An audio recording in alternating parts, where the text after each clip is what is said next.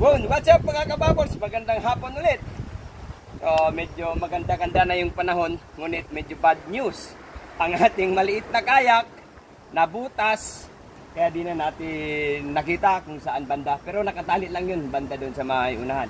So ngayon ang ating high-speed tactical watercraft, kailangan nating languin. Dito lumalabas ang ating pagka-badyaw or gudyaw. Kailangan nating tawirin para magkapag-drain ng ating water asset. So tara, let's go!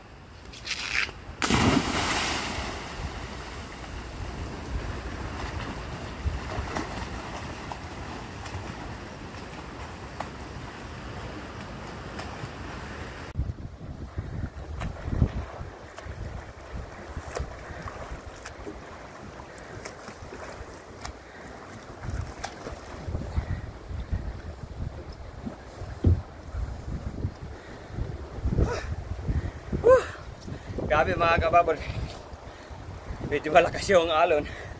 So nakatawid tayo within 25 meters galing doon. Andito na tayo sa ating high-speed tactical watercraft. Kapag gusto nyong ma-assign sa ating high-speed tactical watercraft, una-una marunong po kayong lumangoy. Kasi magandang situation, bagyuhan, gabi man o araw, kailangan natin tumawid sa ating water asset. Tara, magde-drain na tayo. A few moments later. Okay. So ayan na mga kababols, tapos na po tayo mag-drain. I-secure na muna natin ang ating galon.